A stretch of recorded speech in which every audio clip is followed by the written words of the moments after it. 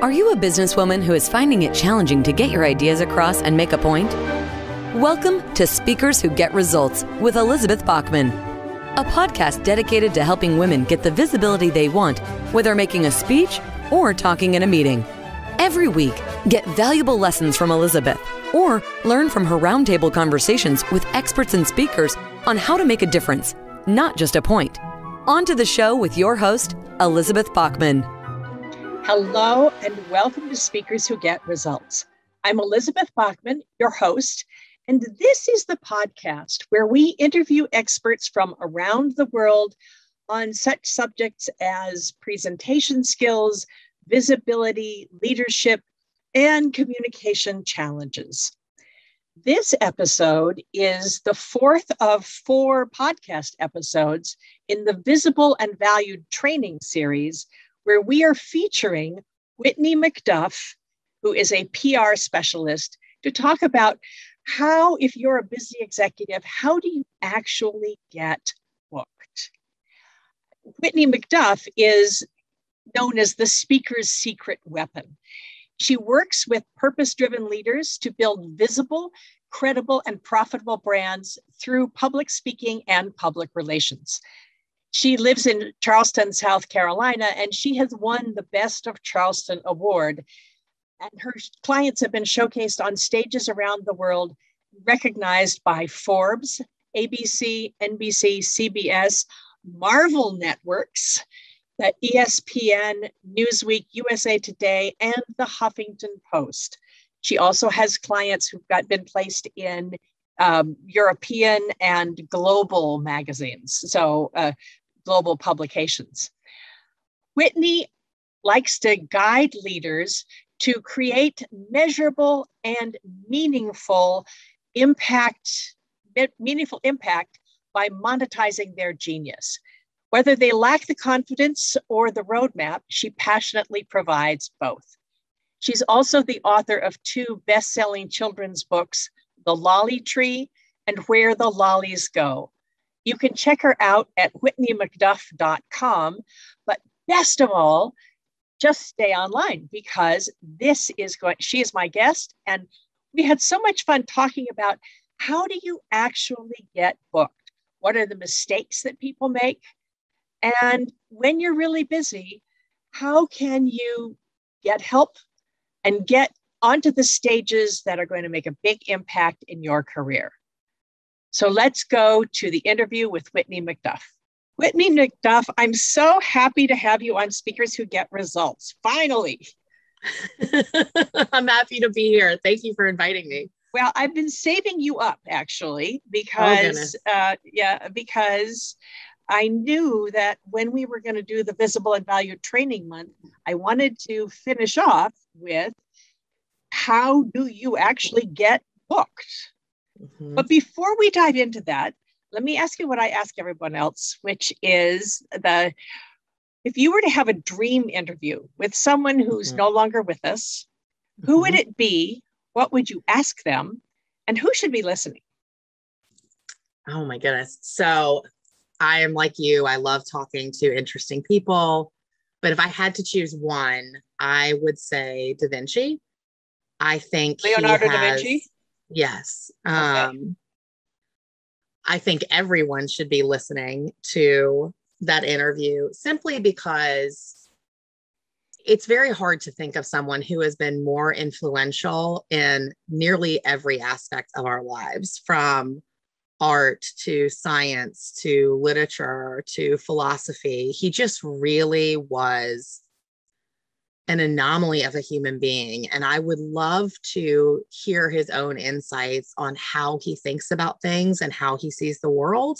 Mm-hmm. Because I think if we all had a little more of that, the world at large would be a much better place. He just seemed constantly curious, and I think that's a really good place to be in. But his other strength that I think is so amazing was his ability to execute on these incredible ideas. And they really have influenced everything that we've done. He's touched every mark of our society and will continue for generations after generations. And I think he's a fascinating human. And I really would love to pick his brain, as we say. Yeah. I actually think that would be the sort of thing you want to do an early evening interview. Mm-hmm. And then everybody goes over and opens up a bottle of wine or three. Yes. And then see what happens when you got your feet up.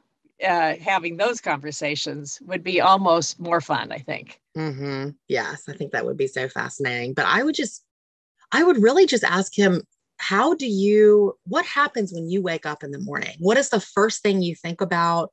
What do you try and achieve that day? Because he accomplished so much in his lifetime. I feel like he is the true embodiment of somebody that maximized every minute of their life. And just to understand the mentality behind that, what were the day-to-day routines he had, all of those things that any of us could benefit from knowing more of, because I think we look at the body of his life and his work and it just seems so overwhelming.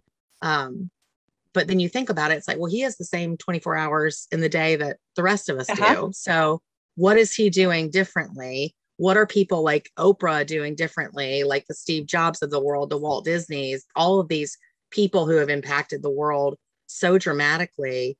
What are they doing differently? And how are they doing it in the same 24 hours that we all have? So that's a question I think about a lot. And I think he's just the epitome of someone who has taken every second of his life and turned it into an influential moment that the rest of us can benefit from. Yeah. Well, I certainly think one thing is that the people who are with us now in the 21st century are people who have also assembled really good teams to help them. That's a great point. None of them are doing it all by themselves. Right. And I used to beat myself up because here I was, I look at all these people who are doing so much more than I was, I thought. And then when I really got to look at it and I said, okay, these are also people who have help. They've gotten help, and it's okay to ask for help. And it's a difficult transition for us to make. Yeah. Of course, I could do that myself, but is it really worth time? Is it worth my time? And Da Vinci had his disciples, and I would like to be in that audience to hear that interview. I think that would be really fun. Yeah, that would be amazing. Who is your person? I grew up fascinated by Queen Elizabeth because my name is Elizabeth, Queen Elizabeth I. I would like to have a conversation with her, but the other one I've often thought of is if I were to have, say, a dinner party, I would like to have 4 or 5 comedians who would be Moliere, Shakespeare, Noel Coward, Oscar Wilde, maybe those 4. Count me in for that dinner party. But the thing is, it would either be the best dinner party ever, or it would be the absolute worst dinner party ever because every single one of them would want to be the only diva.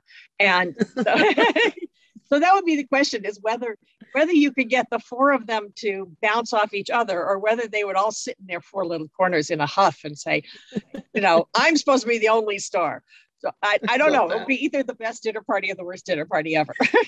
Well, I'd love to be there to find out. Yeah, great. So Whitney McDuff, you are a PR expert and you talk to all sorts of small places like Forbes and little groups like that. And when I've been talking all month about how to use presentation skills to raise your visibility. The best speech in the world does you no good unless you have someplace to give it. And it does take time to find the right speaking gigs. So if you're a busy executive, what could you do to obtain more speaking gigs? So let's start from the very beginning, right? Because I think a lot of times people are not asking the right question.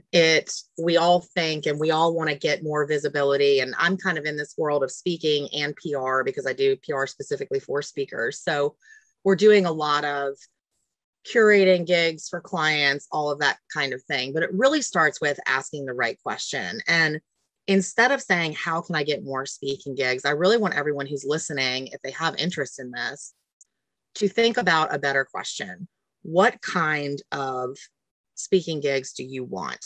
Because the second you start narrowing that down, life's going to become a lot easier. I think people get very general. So let's say I want more speaking gigs. Okay, well, one, that's overwhelming to even think about. But let's say I live in Charleston, South Carolina. I want to be a TEDx speaker, and my nearest city that hosts a TEDx event is Charleston, South Carolina.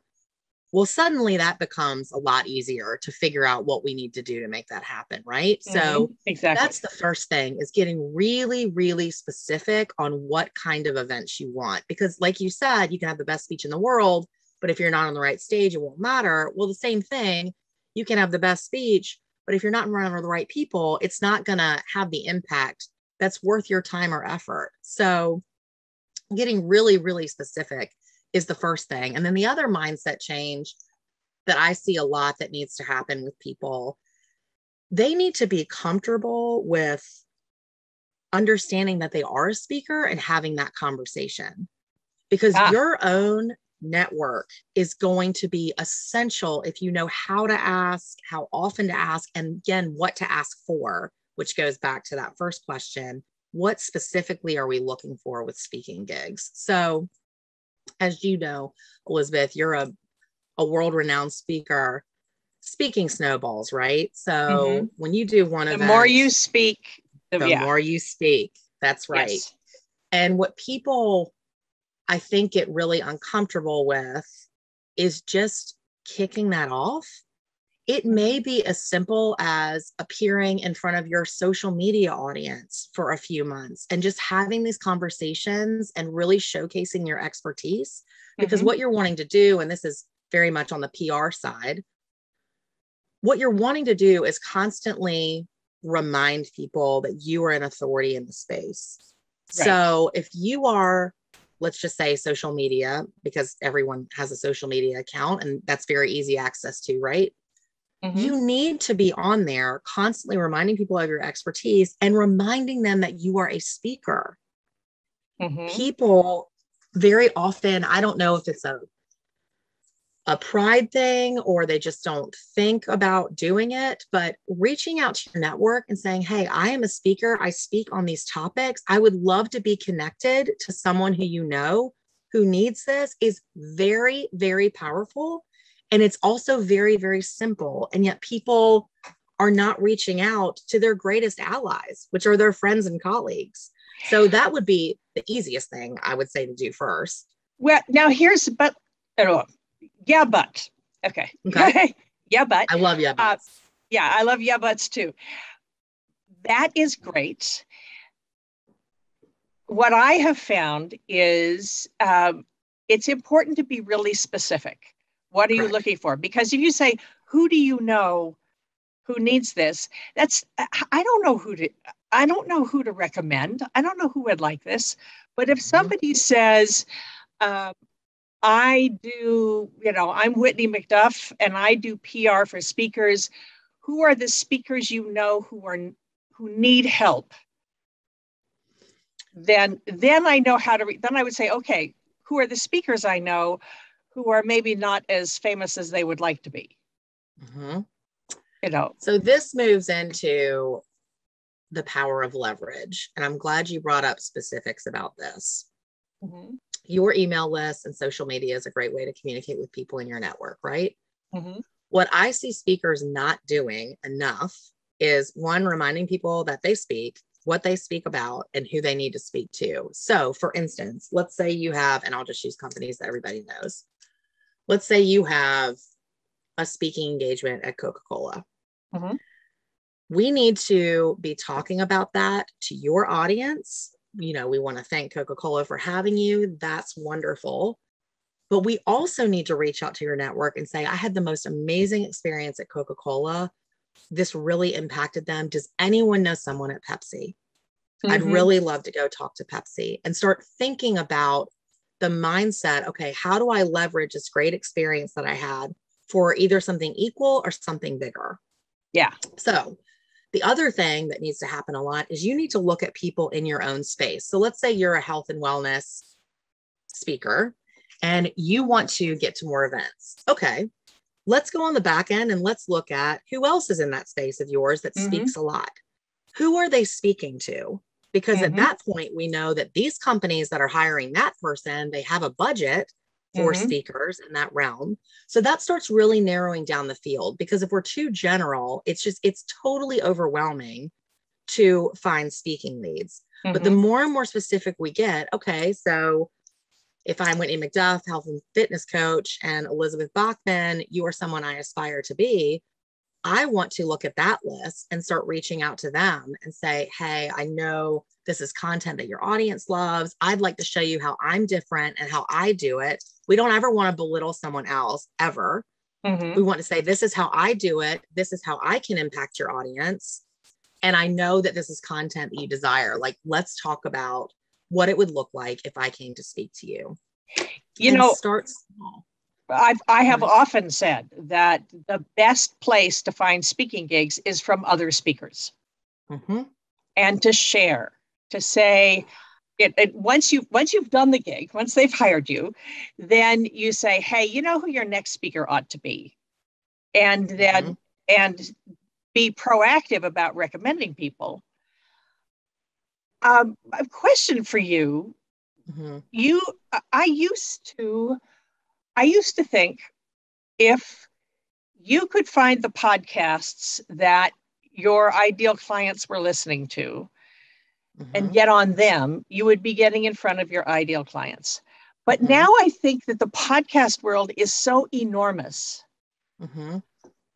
Would it be just as useful to be on a podcast that's more or less in the right area, and then tell your ideal clients to come listen to you? Yes. So podcasting is amazing for a lot of reasons. As a guest, let's talk about that first. As a guest, podcasting plays two roles. Not only are you getting in front of new audiences, but more importantly, you are reminding your current audience who knows, likes, and trusts you what you speak about and who you're speaking to.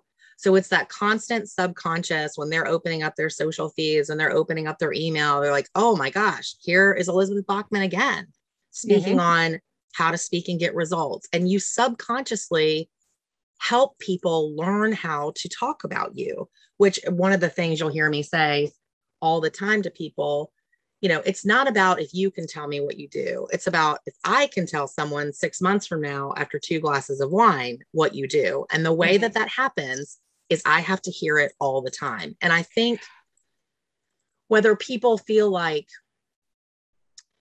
they're driving people nuts talking about themselves, if that's some kind of insecurity, I really want to reassure people of 2 things. One, we get 700,000 marketing messages a day. Like, you are not being too much if you remind someone once a week what your expertise is. And 2, you cannot help people that don't know what you do. So shift that mindset from, I'm talking about myself. It's not about that. It's about the people that you're helping, and you cannot get in front of them if people do not know what you do. So I really want to shift that mindset for people, particularly, coaches and thought leaders. I think there's a lot of mindset stuff around that. And one of my roles is to really shift that and say, no, you are called to the stage because you have spent decades of your life refining this skill set. People need this from you. So let's not be afraid to talk about it and remind people what you're great at, because you're helping the world be a better place. So let's move in that direction. Okay. Actually, I was going to say what are the biggest mistakes people made, but I think you've already answered those. So, other mistakes. Other mistakes. Well, and if you have a full-time job, for a lot of the executive women that I'm working with, they're busy all day long. Yes. They're way overbooked. and they may have families, so they're crazy. How can you find the right speaking gigs that are going to be worth your while without, basically, I would say, ask for help. Spending How do you get help?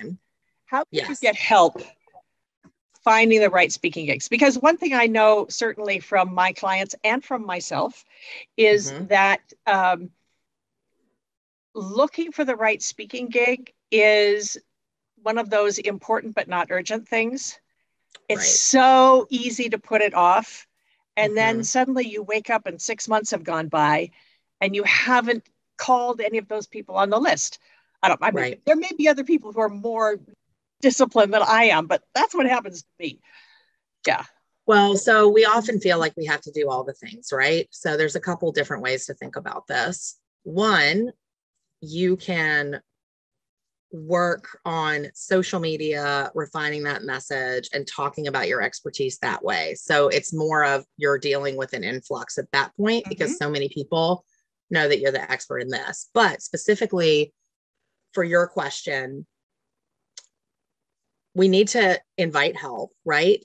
What a problem that I see a lot is people try out the gates to send too much to the person that's not making the decision. So they're doing all this work and it essentially will go into the abyss. Outreach from our standpoint normally begins with, okay, we've got to find the gatekeeper, right? They don't need to know like any details. They don't care. These people are busy. They do not care. So we have to think really strategically about what kind of speaking engagements do we want? You know, what is going to be worth it for us? In the past, what speaking engagements have you seen return from? And what can you utilize in your social media and PR plan to remind people all the time that you do speak, right? This is the other thing that people fall apart on, but I'll get to that in a second. So let's think very strategically. So let's say you're a thought leader and TEDx is where you want to go. Just use stuff everybody knows. Okay, we know that. So that's a very specific type of speaking engagement. Okay, what cities are we thinking about that are going to benefit us? Okay, great. And then we send a one-line email. Hey, Amy, contacted this website at this website. Hey, Amy, hope you're having a great day. Who's the best person to talk to about booking this event? That's it. Don't make it long. Don't give them your pitch. None of that. No one cares. And you're going to wear people out before you even get to the person who makes the decisions. So how do we find the gatekeepers? How do we go past the gatekeepers? That still feels like a lot of work. Well, it is not a lot of work the more specific you get. Again, this goes back to not being so general. So let's think about precisely where we want to be. And then we're looking at sending 10 emails a week instead of feeling like we have to send 1,000 and that's just overwhelming. And then it goes to the back burner and nothing's ever done. Right. But if you can set up a system where, okay, we're going to have a planning meeting with my assistant and think about where we want to go. And my goal is to send out 10 emails a week for the next 3 months. You have to, if you want to have a speaking business, you have to treat it like a business. So there has to be some commitment on the client's part to be willing to take the time to think about where they want to be and be willing to send those short, precise emails and see what comes back next. 9 out of 10 times, people are super helpful and they will help get you where you need to go, which then that's the place to showcase your expertise, share where you've spoken in the past. So that's one way.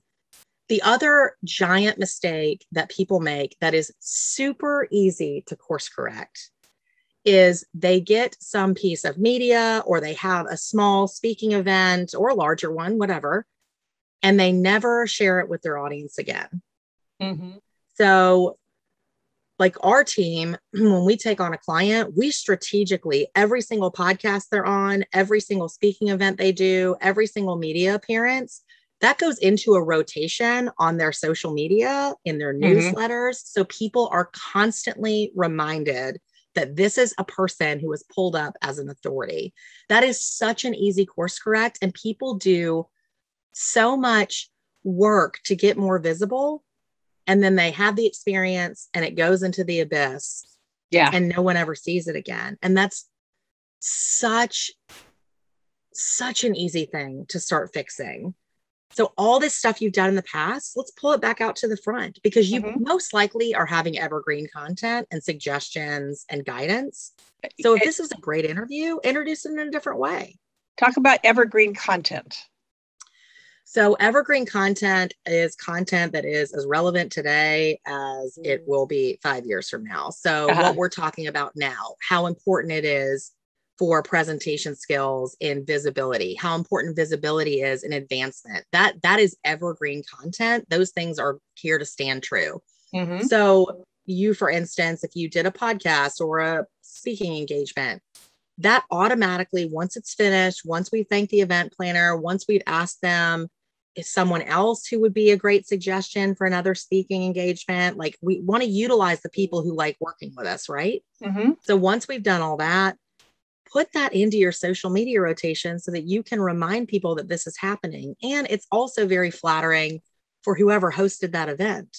Yes, because exactly. they're seen again. They understand that you are committed to building a relationship with them.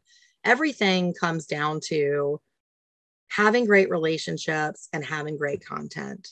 And the way that you do that is by being helpful. And I love that suggestion you brought up earlier about, if you want to speak somewhere and maybe you're not quite ready, or you don't quite have the audience, or you don't quite feel like your content's ready, email that person and make a great suggestion for a speaker. Start building the relationship with the event. I think you could say, what was that date again? Oh, shucks, I'm already booked. And maybe you're already booked finishing the script, but, finishing writing the speech. But, oh, shucks, I'm already booked. Could we try for next month? And in the meantime, here's who you could use. Yes. Here's someone who would be a great fit. A couple of other easy things that people can do. Everyone needs to have Google alerts set for your industry. And for literally the phrase call for speakers. Every single day in my inbox, I get call for speakers, Google alerts. And you need to make those specific to your industry. That is a zero effort way to understand what's going on in your own sector. And then you take a quick minute, look, is it something you want to pursue? Great. If not, you can move on. That takes 30 seconds out of your day.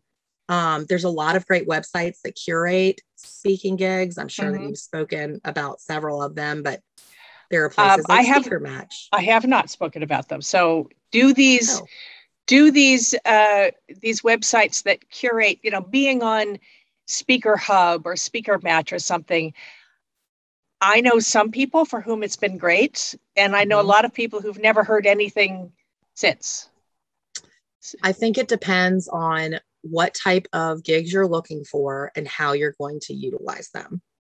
So, for instance, let's say there's a large summit. You're not going to get paid for it. But is that the right audience you want to get in front of? Because you should never have a speaking engagement or a podcast interview or a media interview where you don't make money in some way. And what I mean by that is there's either a really great call to action, so people are coming over to you, or you are using that interview to remind your audience that you're the authority and get booked for something paid in that way. Well, and actually, one of the things that a lot of people don't think about is maybe the audience is not your audience, but the other speakers are. The other speakers or the organizers. If that's one of the reasons for doing, for saying yes to a speaking gig, is if the organizers are people who could get you to the speaking gig you really want. I have, upon occasion, done speaking gigs for the sake of one person. That was the one person I wanted to reach. Anybody else who I could reach would be great, but it was really, I wanted that one person to see that I could do a good job. So, that's another way to think of it. Let me just go back to catch on something what you said about being paid. How do you find the paid speaking gigs? So a really great way to do that is, again, look to the other people who are speaking in your space. Mm-hmm. If they are tied to a speakers bureau, that's amazing, because 9 out of 10 times a speakers bureau will list their fee range. So you're going to know that John Green, if he spoke at a conference that you wanted to, if you go look at his speakers bureau website and it's $10,000 to $15,000. Okay, we know that John is getting on that stage for $10,000 to $15,000. That is probably the budget that company has for that rate. So it's doing a little bit of investigative work that isn't hard, but it can be very meaningful in not leaving money on the table. A lot of things that people do that I'm sure you have seen is they negotiate against themselves. You should always enter any sort of conversation around speaking with, and what budget do you have reserved for speakers?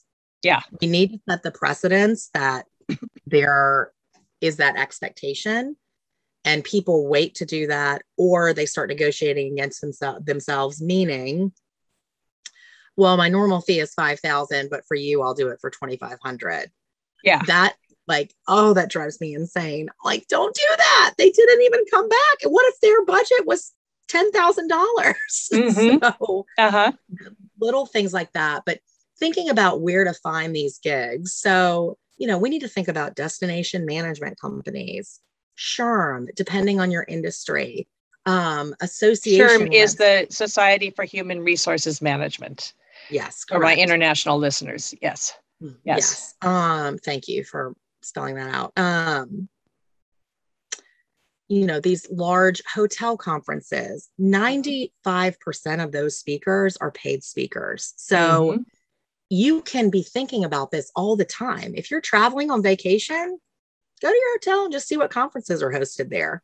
That's a really great way to understand, okay, so we'll have to come back here. You can develop a relationship right there in 10 minutes with the event planner. You're already at the hotel.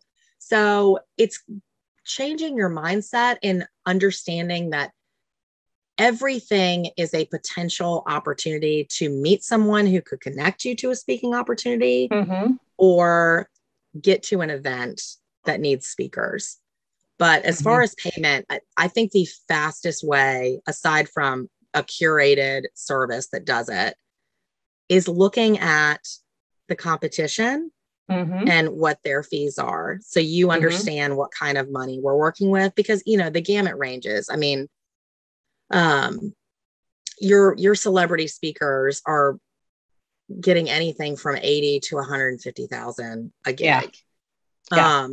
Those are celebrity speakers. That's a whole different thing. But if they had Bill Clinton last time, they might not be spending that kind of money on you. Right. So let's think about that. We're looking at the keynotes here. But it's work that if you happen to have an assistant, once you lay out very specifically where you want to be, instead of I want speaking gigs, that is absolutely something that an assistant can help with to free up your time to be developing the relationships that you need to get you on that stage.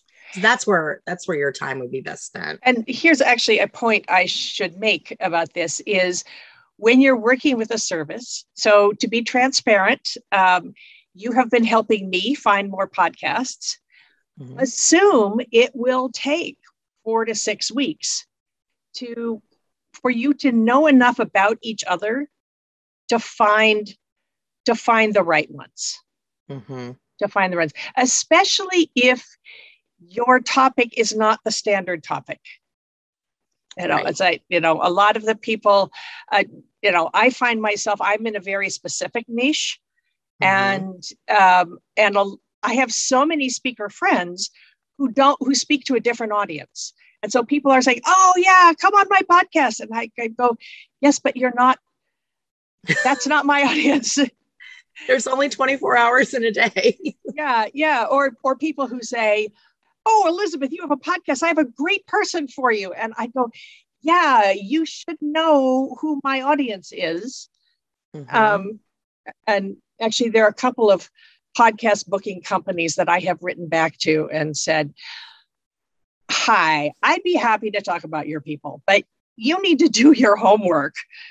This is not who and sometimes I never hear from them again, but there are a couple of groups, you are one, to say, who will say, okay, I know who you're looking for. Who are the people who also address your audience? Who would be a good fit? Who would be a good fit for your podcast? That's another. Those are great questions to ask. Yeah. Something like, so a little insider trick going back to how to leverage the competition. The misconception that people have about speakers bureaus do not create demand. They manage demand. So anyone who is with a speakers bureau, they need someone to manage the demand that's already happening. So that's a really great opportunity to go on a speakers bureau. Don't look for it for yourself.